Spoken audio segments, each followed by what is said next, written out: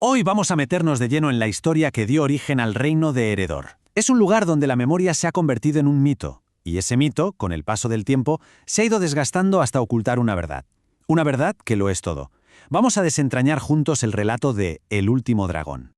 Esta es la pregunta clave, la que está en el centro de todo. Pensemos un momento.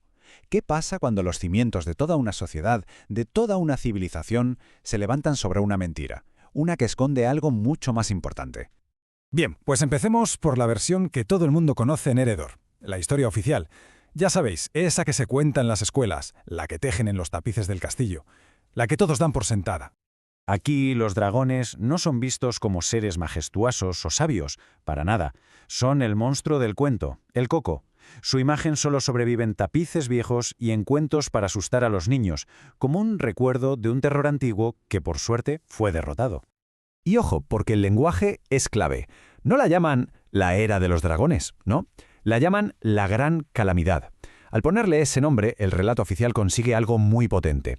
Define a los dragones como una fuerza de pura destrucción, como un desastre natural que había que erradicar. Y punto. Esta línea temporal es básicamente el ADN de Eredor. Todo se basa en esto. Hace 500 años, un acto heroico. El rey mata al último dragón y listo. Se inaugura medio milenio de paz. Una era definida por la ausencia de estas criaturas. Pero claro, la palabra clave aquí es supuesta. Pero, ¿qué ocurre cuando la realidad empieza a chocar con ese mito tan bonito? Vamos a dejar atrás esa historia gloriosa y a mirar de frente la cruda verdad del presente de Eredor. Y aquí es donde el cuento de hadas empieza a hacer aguas. Resulta que la famosa era sin dragones no es tan próspera como decían. Hay una especie de decadencia silenciosa, algo que se extiende por todas partes y que contradice esa promesa de victoria de hace 5 siglos.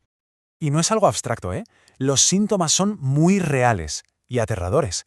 El corazón del reino, el gran árbol Yggdra, se está petrificando.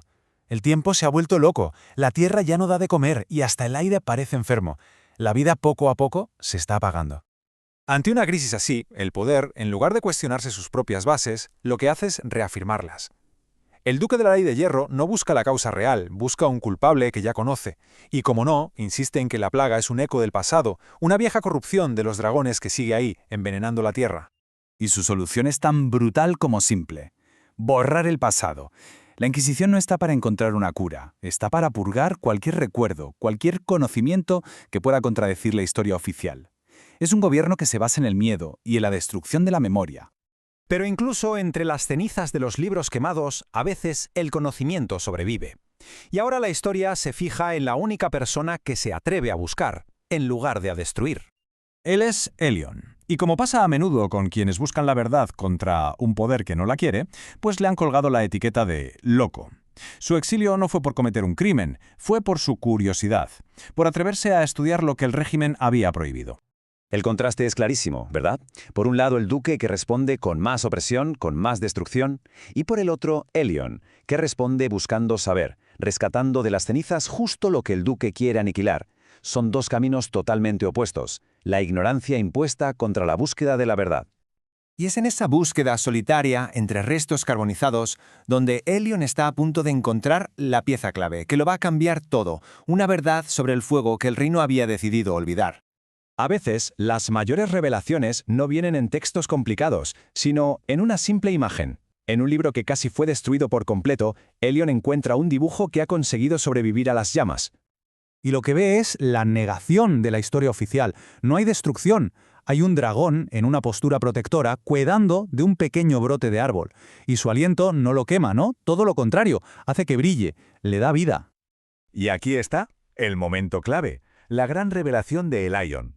El reino solo ha recordado la mitad de la historia. Se obsesionaron con el fuego que destruye, pero borraron de su memoria que también existía una llama creadora, un fuego que alimentaba la vida. Y con esta idea, toda la narrativa se da la vuelta por completo. La sombra gris que asola Eredor no es un eco del mal de los dragones, es el vacío que han dejado. El mundo no se está muriendo por lo que los dragones hicieron, sino por lo que ya no pueden hacer. La solución no era matarlos, era coexistir con ellos.